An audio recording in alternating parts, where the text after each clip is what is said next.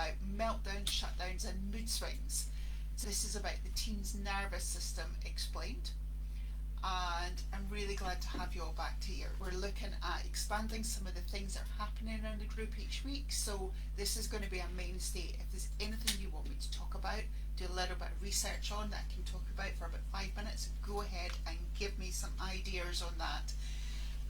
So what we know about adolescence is that meltdowns and shutdowns and intense mood swings are a big feature of it. But actually, before we get into adolescence, it's happening anyway because the brains are developing. So listen in even if you have a younger child. So we also know that it can be really confusing and worrying and absolutely exhausting to live alongside. So if you're a parent, carer, or even a professional, you might find yourself thinking things like, why do such small things lead to such big reactions? Or why do we suddenly go quiet or withdrawn or become unreachable? And it's really, really hard to not take it personally. But it's really important that we start to think about why this kind of behaviour is here in the first place. It's not really about bad behaviour, although it can feel like it at sometimes. It generally isn't about manipulation. It definitely isn't character flaws. What it usually is that the nervous system within the young person is being asked to do something that it's actually designed to do, and that's to protect themselves, but what it looks like is really, really different from that. So during those teenage years, the nervous system is still under construction. So we have not got fully functioning adults, despite even when they think they are not there yet. So the emotional parts of the brain are highly active, and that's where the areas are responsible for planning, impulse control and regulation. They're still developing, and this means that emotions are felt more intensely and the stress responses are much faster than the ability to put on those brakes and calm things down. And that's why it tends to be, you see this big emotion or the very small emotions that remove themselves and push it down, but it's much, much harder for the young person. So when a teen feels overwhelmed, and that is emotionally, socially, cognitively, or even sensory wise, that nervous system doesn't pause to think, it just reacts. So it's about safety, it's about them reacting to what their body is telling them. They don't have much time to even think about them. And for some teenagers, that reaction looks like the massive meltdown. It looks like the slamming of that door, the shouting at you, the big emotions, the loud reactions, the tears, the anger, the explosive behaviour. For others, it can look like the shutdown. So that's going quiet, withdrawing, avoiding the eye contact, sleeping, saying, I'm fine, when you clearly can see that they're not.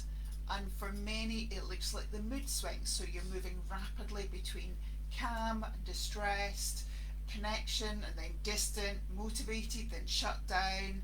It's really, really hard to see these things on the outside.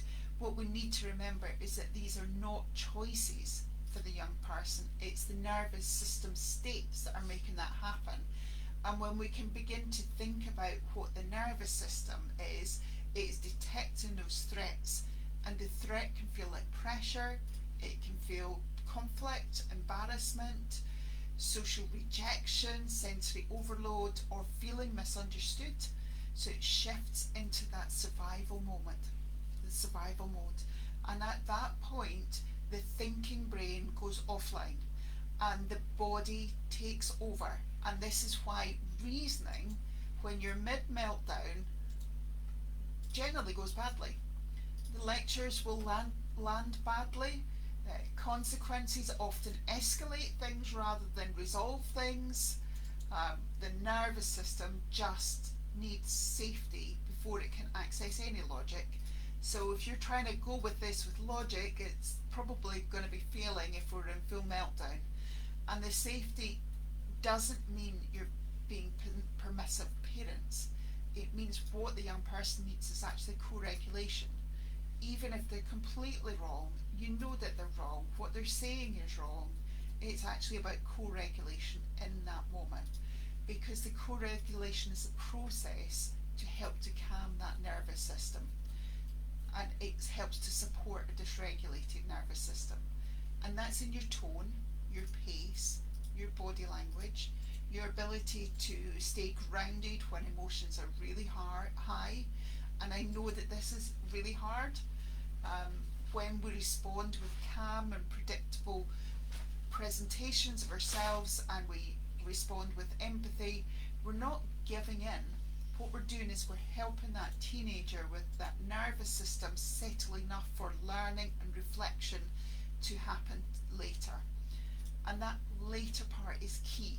So regulation always comes before reflection.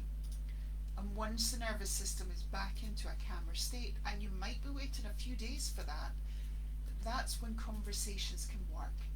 And that's when problem solving is actually possible. And it's when teenagers can think about what has happened and what they needed and what might help next time. So if you can take one thing from today, let it be that big reactions come from overwhelm.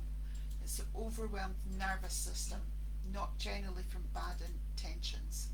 And when we shift from asking, why are you like this, to what's your nervous system dealing with right now, everything changes.